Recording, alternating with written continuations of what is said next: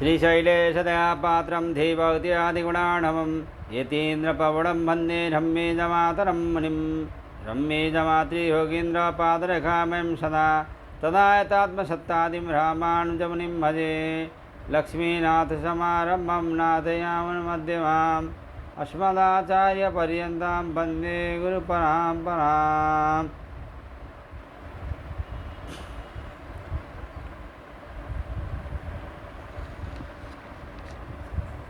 जय श्रीमन नारायण। हम लोग अब फिर से 1-2-24 में प्रवेश कर रहे हैं। रूपोपन्यासाचा 1-2-24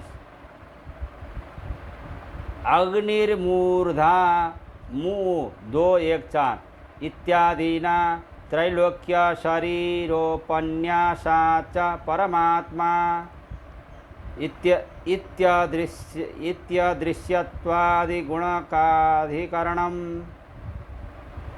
रूपस्य उपन्यासात् च श्रुतियों में त्रैलोक्य शारीरिक अर्थात निखिल लोकमय विराट स्वरूप का वर्णन किए जाने के कारण भी वह परमेश्वर ही समस्त भूतों का कारण सिद्ध होता है, प्रकृति और पुरुष नहीं।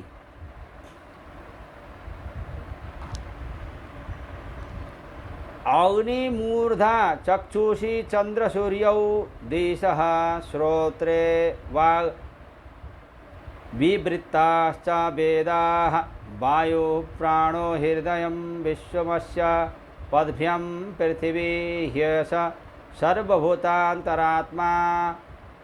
इसका अर्थ है इस भूत योनि अक्षर का सिर अग्नि अर्थात द्युलोक है, चंद्र और सूर्य नेत्र है, दिशा श्रोत्र है, वेद वाक का व्यापार है, वायु प्राण है, विश्व हृदय है, पृथ्वी पाद है। यह भूत योनि अक्षर सर्व कार्य पदार्थों का अंतरात्मा है। इस तरह भूत योनि के त्रैलोक्य शरीर का बताया गया है। इसलिए इससे यही ज्ञात होता है कि संपूर्ण चेतनात्मक प्रपंच इस भूत योनि अक्षर का रूप अर्थात शरीर है। इस वर्णन से सिद्ध होता है कि यह अदृश्यत्वादि गुण वाला अक्षर परमात्मा ही है, प्रकृति और पुरुष नहीं है। इस प्रकार 1-2-24 सूत्र यहाँ ही पूरा हो जाता है। अब हम लोग 1-2-25 सूत्रों में प्रवेश कर रहे हैं। अथ वैश्वानराधिकरणम्। छांदोग्य उपनिषद में आत्मानमेवेमं वैश्वानरं सम्प्रत्यध्येसि तमेव नो ब्रूहि और यस्त्वेतमेवं प्रादेशमात्रमभिमानमात्मानं वैश्वानरमुपास्ते स सर्वेषु लोकेषु सर्वेषु भूतेषु सर्वेष्वात्मा स्वन्नमत्ति इत्यादि से जिस वैश्वानर की उपासना बताई गई है वह भी परमात्मा ही है, ऐसा निर्णय इस अधिकरण के 9 सूत्रों से किया गया है। इस प्रकार वैश्वानरः साधारण शब्द विशेषात् 1-2-25 आत्मानमेवेमं वैश्वानरं छांदोग्य उपनिषद 5:11-6 इत्यादौ वैश्वानरः परमात्मा जठराग्न्याद्यासु साधारणस्यापि वैश्वानर शब्दस्य अस्मिन् प्रकरणे परमात्मा साधारणैः सर्वात्मकत्व ब्रह्म शब्दादि भीर्विशेष्य माणत्वात् इत्यादि। वैश्वानरः श्रुतियों में वैश्वानर नाम से परब्रह्म का वर्णन होता है। जठराग्नि का नहीं, क्योंकि साधारण शब्द से जठराग्नि भूत तृतीयाग्नि देवता विशेष और परमात्मा इन चार अर्थों में सामान्य रूप से प्रयोगार्ह उक्त वैश्वानर शब्द का विशेषार्थ केवल परमात्मा में असाधारण रूप से विद्यमान रहने वाले सर्वात्मत्व सर्वज्ञत्व आदि विशेषणों से ब्रह्म शब्द को विशेषित किए जाने के कारण अर्थात असाधारण बोधक के रूप में ज्ञापन करने के कारण आत्मानमेवेमं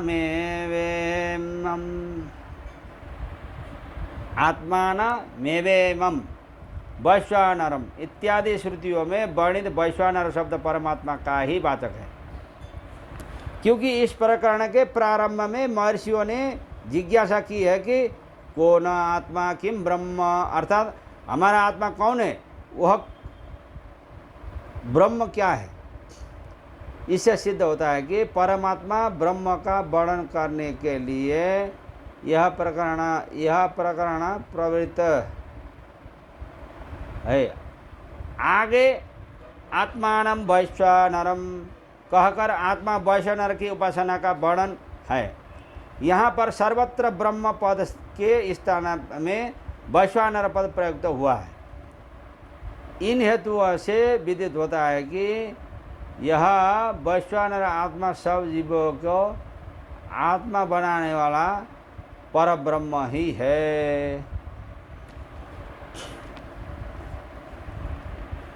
इस प्रकार 1-2-25 सूत्र पूरा हुआ। अब 1-2-26 सूत्र में प्रवेश कर रहे हैं। स्मर्यमाणा मनोमानम स्वादिति 1-2-26 द्युलोक प्रवृत्ति पृथिव्यांतम रूपम अग्निमूर्धा इत्यादि सूक्तम अत्र प्रत्यभिज्ञाय मानस्य परमात्मात्वनुमानं लिंगमित्यर्थः।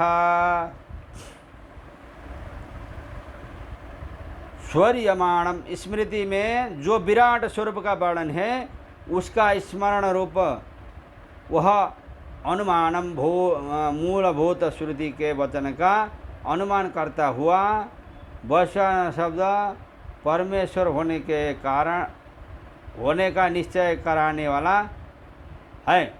इति स्यात्, इसलिए इस प्रकरण में वैश्वानर परमात्मा ही है, जठराग्नि नहीं।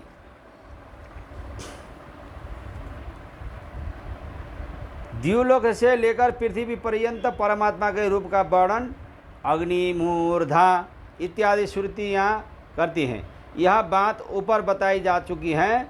यहाँ वैश्वानर आत्मा का जो रूप बताया गया है अन्य प्रकरणों में परमात्मा का ठीक वैसा ही रूप वर्णित है।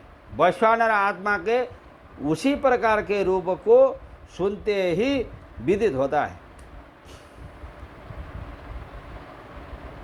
यह वही रूप है जो परमात्मा का होता है। इस प्रकार अर्थात